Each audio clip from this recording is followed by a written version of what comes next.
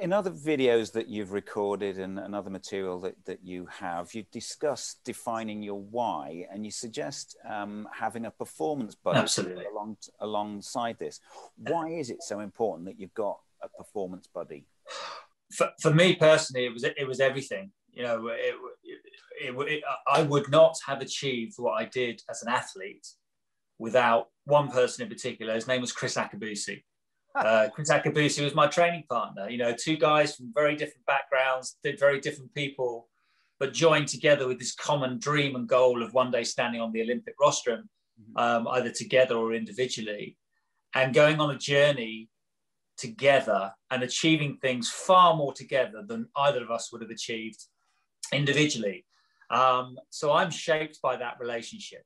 I mean, I didn't get into athletics as a kid because I always liked to be part of a team. I played rugby, football, cricket.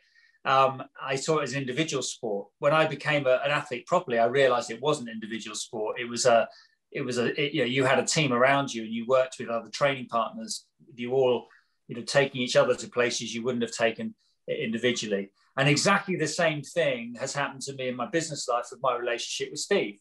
But that's me. I'm just better working when I'm with other people. But I quite passionately believe that whether it's sport or whether it's property investing, that just having one or two people around you that you can just, you can check your decisions, you can check your behavior, you can check your strategies with. Steve and I are talking constantly about our strategy and what we do, and sometimes we make decisions. Either we always make the decision together, but sometimes one of us will stand back and give up on something if the other one isn't sure. And that's such a comfort, and it just gives you that balance that you need. And what I learned with Chris was that we had different skill sets and they complemented each other. And I won't go into the details of those on the track, but it was, in some ways, it's the same for me and Steve in the world of business. We're very, very similar, but we also do have some significant differences, and we celebrate that. And I think one of the phrases that Chris and I came up with was that our differences made us unique, but it was our similarities that made us champions. It was the things we had in common, that common bond, that common goal, that common trust that allowed us to work so well together. But we acknowledged that we were different people. We brought different things to the table. And I think it's the same with myself and Steve. So we always encourage people, because property investing can be quite lonely. Mm-hmm. You're not surrounded by lots of people every day. It's relatively lonely. So it's quite, well, we believe it's very good to have other people on your journey with you. So despite that sort of impression that it is lonely, that you do a lot of it on your own, it's not really a solo sport then, property investing? Absolutely not. No, I think, there are teams within teams as well. And as Roger said, we talk almost every day. Just to add to the whole, having a buddy, it's more fun. I think the thing, property investing should be fun because it's such an inspiring thing to do. So, we laugh about it, we joke, it's fun. I think that's it's such an important part of it. But coming back to what you're saying, I suppose the teams within teams element, because of course you might have a build team, you might have I'm on the phone daily to a solicitor at the moment for quite a complex purchase to do. There's an option in place and it's complex. So I'm learning actually quite a lot through questioning him and understanding the nuances of the conveyancing, and it's brilliant. And he's part of the team, so he's liaising with other solicitors on behalf of the vendor, etc. So teams kind of grow and change and evolve through different projects as well. But you always come back to that core team, and then the buddy, the one person that you kind of stand alongside and make those important decisions with. And I think when it comes to taking a scary step, when you're doing it alongside someone who you trust, and you are buoyed with confidence, because you're doing it collectively, it changes everything, right, Raj?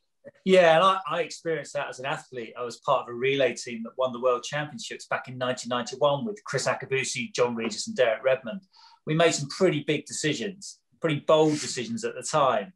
But because we were taking them as a team, because it wasn't just me taking the decision on my own. It was so much easier to take that step and make that decision. And I think that's really important. And the other thing about having a buddy on your property investing journey, if possible, is the whole importance of a shared experience. Because I might experience something and translate it my way, but Steve might experience exactly the same thing and have another take on it. And I think that's really valuable as well, especially if you're making decisions on properties.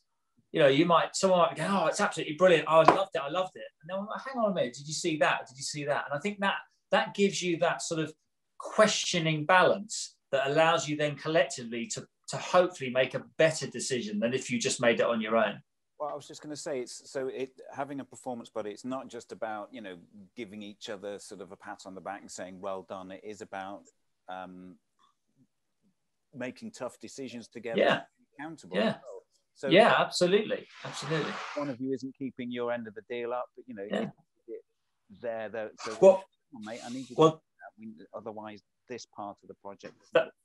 That's a really big point you said there. Actually, you just triggered me there, Simon, because what I found as an athlete, one of the most asked questions I get even now is, what was it like getting up and going training when it was wet and it was windy? And oh, you must have sacrificed so much as an athlete. It's amazing the sacrifices.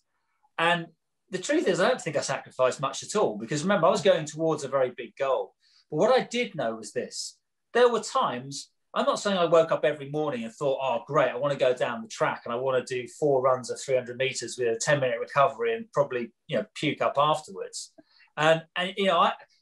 But what I did know is this, is that Chris Akabusi was going to be there waiting for me, as were other athletes like Todd Bennett and a list of athletes you won't have heard of. But I could contemplate letting myself down, but I'm not going to let them down. And that's what a buddy gives you. We are far more likely to let ourselves down than we are to let somebody else down. And it's the same with people who want to get healthy or want to get fit. I say, go and find someone to do it with. Go for a walk with someone else. One, it's more fun, but also you are accountable. You are as accountable to them as you are to yourself, and they will be accountable to you. And so what happens then is that you end up doing it. And that's such an important part of having someone or a group of people on your journey with you. You just do it. You are far more likely to do it.